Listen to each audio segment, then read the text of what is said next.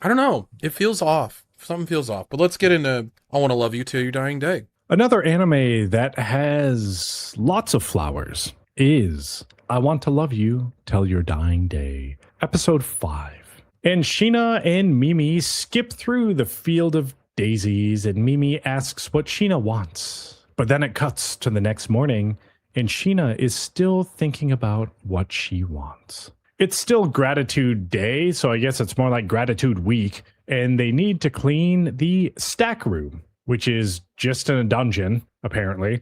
And Mimi knows exactly where it is because it has a bunch of books. They get there and kids are cleaning and the teacher assigns them a row to clean and Mimi picks up a book and all the pages fall out and Sheena picks up the pages and page 51 is about a curse. 69, page 69. Yeah, Nice. page 69 is about a curse and the cost of magic. And Sheena has a flashback to Fran telling her about Mimi's resurrection and Mimi asking her what she wants to do. And Sheena wonders if there's a way to break the spell. Mimi is just lifting the books with magic now, and Sheena is like, damn, it takes all my magic to lift up just one book. And Sheena is like, I'm hella useless. But Mimi is like, nah, you're good at cleaning, and you're good at making sick cookies, and you're good at picking sick flowers. But then the dude from episode 2, who is keeping track of the scores during the mock battle, is trying to put a book on a shelf, and Sheena recognizes him, and Sheena helps him because she's taller. Mimi is watching from afar and is like, oops, all these books fell on my head. And Sheena goes to see if she's okay and comforts her. And there's little green glowies as Sheena pats Mimi's head. And Mimi is like, yeah, that's the stuff. Do it some more. Yeah. Yeah, go ahead. I got a note at the end, but now like we haven't seen these green glowies before. So now this kind of introduces the question of like, does Sheena actually have magic? She just doesn't know how to utilize it. Does she have a special kind of magic? Why are these glowies here? And why is Mimi so attracted to Sheena?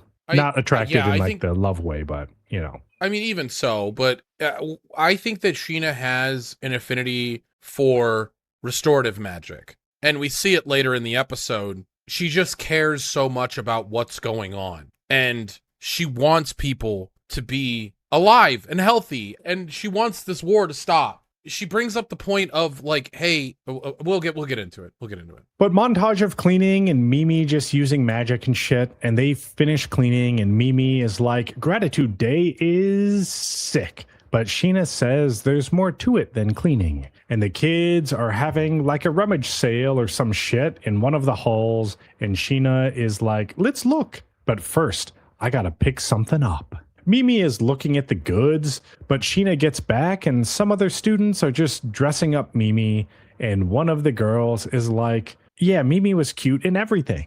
And Sheena is like, wait a second. And Mimi is like, your kissy face girl from episode 1. The kissy girl introduces herself as Esther from class 16. And she tells Mimi she can keep her outfit if she wants. And Esther is like, I got one more, and it's a matching one to Mimi's. And Sheena is like, nah, man, that's too pretty for me. And Esther gets a sullen look, and she's like, well, you take it anyway, because we won't be able to wear them together again. Fuck, dude. Like, when you hear that and you kind of put the 2 and 2 together, obviously they do the flashback. I think they do a great job here of just like, hey, this is a reminder of who this character is. You get that feeling. And they don't just be like, yeah, she's super dead. But yeah, that other girl died in this war. And that's how fast it happens here. And I think that the speed here is well done. Whereas the speed in, we don't even know who that dude is in Ghost in the Shell until his episode where you never see him. I mean, I guess you see him alive when he's like fucking trying to load the guns and stuff and they're at the event, but it's 10 minutes ago. And it feels so well done here and it feels like so awkward there. Yeah, 100%. Sheena is like, well, here's some cookies. And Esther knows of the cookies, and Sheena always brings the sweets for Gratitude Day. They get back to their room and Mimi is eating cookies and Sheena also grabbed a dried out plant. And Mimi is like, "Why did you take that?" And Sheena says it's not completely dried out and it's still alive. And she touches a leaf and it sprouts into a flower. So here we get to see more of Sheena's magic, which looks to be some sort of restorative magic. But then we also get, and we kind of knew this already, but we get what Sheena is as a character. Like, even though this plant is like dried out, it's on death's door. One more minute without water and this thing is just dies. But Sheena sees like the life in everything. And she wants to make sure that even if there's a chance, a very small chance, that this thing can be saved, she will take that chance to save it. So I'm sure that's going to come back later on. Also, doesn't she stand up before, like she it's like alluded to that it doesn't happen just right in front of Sheena because she doesn't say anything. It just happens. It's not that Sheena like can channel things. It's just like it happens around her, in my theory. Yeah, I don't think Sheena knows that she has this power. Yeah, I don't think so either. But it cuts to later that night. And Sheena is reading books alone in the room, as I assume Mimi is out to war. But then Mimi gets back, but there was some blood on her sleeve, and she was like, "Oh damn, I thought I didn't get dirty." So they walk to the bath, and Sheena is like, "Hey, is it okay you didn't go see Fran?" And she's like, "I don't know, I just came straight home." And Sheena is like, "Aren't you gonna get into trouble?" And Mimi is like, "Whatever, you were waiting for me, so I came straight back." They take a bath. And Sheena is doing Mimi's hair, and Mimi is still geeked about Gratitude Day, and Sheena thinks that Mimi smells like blood today. And she must have done a lot of killing and probably doesn't understand what she's doing. But Mimi notices Sheena is just spacing out, and she rinses her own hair and is like, "I can wash you too." And Mimi makes Sheena laugh, and they have a grand old time in the bath. Sheena thinks that Mimi has been killing for a really long time and doesn't understand the sadness and pain of war, but Sheena doesn't want that to keep happening. They get into the bath and Mimi is just goofing off and casting magic and shit and makes Sheena a water crown, and then she is casting some dark purple shit and Sheena is like, "What's that?" And Mimi says it was the magic the enemies were using today. Sheena goes into hypotheticals and asks Mimi if she went to battle and didn't come back one day and couldn't see her or Fran anymore, how would she feel? And Mimi is like, "Man, that'd suck." And Sheena says, "That's war though. And the people she killed probably have a home waiting for them too." Mimi is like, "Well, I can't die." And Sheena is like, "Yeah, that's not what I meant." And she has an internal monologue how you can't treat people's lives like they're disposable. So already we're kind of moving from dried out ass plant to an analogy to human lives, and you shouldn't just throw shit away, pretty much. So Right. More Sheena character development here. Sheena is like, "Well, all life is important, even the enemies." And Mimi is like, "What?" And Sheena thinks she doesn't understand things enough to be telling Mimi this. But Mimi is like, "You got it, boss. I'll treat them as important too." Cuts to Fran, and Sheena and Mimi roll up, and Sheena lets her know why Mimi didn't show up. And Sheena asks if Fran has something to clean up the blood off the carpet, and she sends Mimi to go get it. Fran is like, "Damn, giving Mimi a bath is hard. All she wants to do is swim around." And Sheena says she didn't mind it, and Fran is like, "Sick. Well, it's your job now." And then Sheena asks if things are okay like this, with Mimi not caring about killing. Fran is like, nice. Should we tell her? She's killed countless people. You think she'll be able to accept what she's done? And Sheena is like, "Well, it doesn't matter." And then asks if there's a way to turn Mimi's body back to normal. And Fran is like, "Well, if we can, then literally every student here will be sent out to fight. Do you want that?" Sheena is like, "Well, why are we even fighting?" And Fran is like, "Beats the fuck out of me. But war is never ending, and we fight to protect people even though killing is wrong.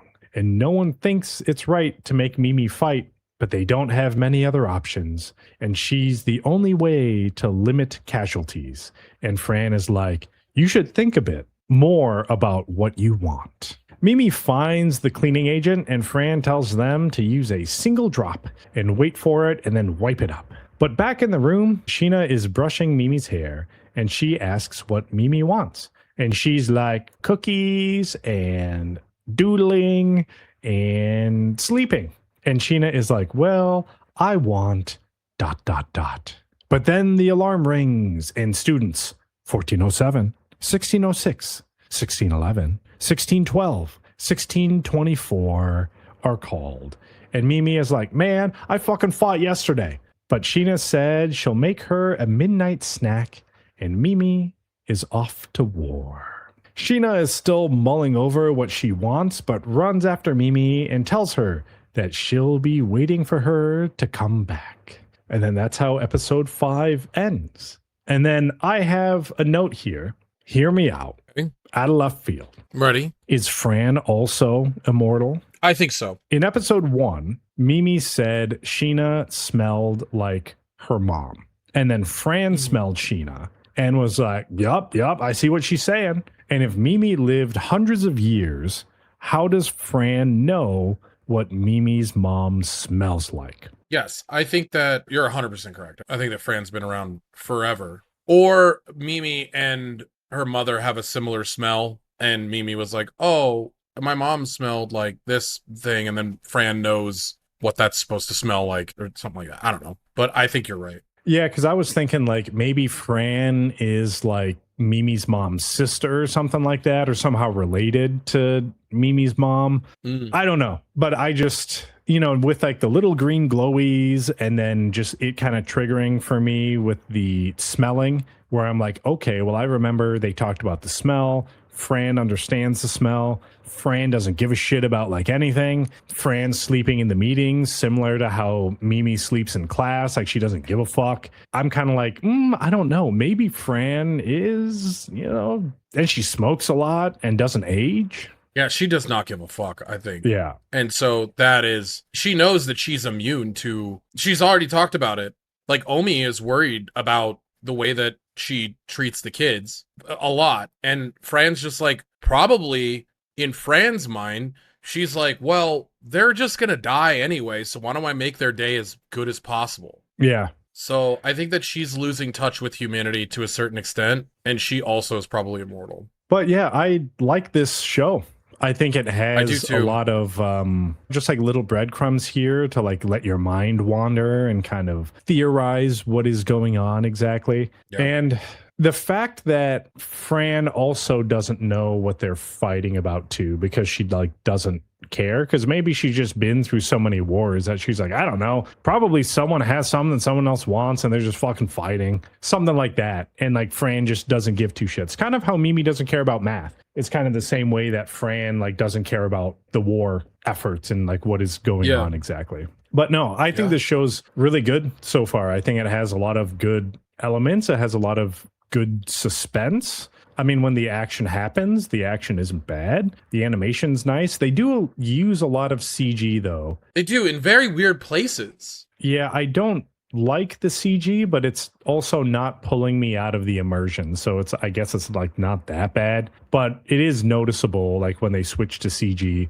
like kind of when like Mimi and like Sheena are like walking through the halls and shit. It's kind of like they just decide to make that scene like CG when everything else they did was animated. Yeah, but it also feels like it's inconsequential. Like, it's not like it's happening in very important scenes. You know what I mean? I think it's just like a way for them to save money for the really cool stuff that they have planned. Yeah, maybe. I'm not entirely sure why. I mean, that's the only thing I can theorize here. I probably could like look this answer up. Like why studios decide to like throw CG in, and probably cost is the cost, and either I imagine you can CG faster than you can animate. So it's either 100%. It's either like a timing thing where they're like, we got to get this shit out. And, everyone else worked on these animated scenes and they're like, don't worry about it. We'll just like CG this shit. The episode will get out on time. Yeah. I imagine that's like the only two reasons you'd really like use CG. I agree. Good show so far. I like it. It's taken my number one out of the 4 here. This is the one I look most forward to. Agreed.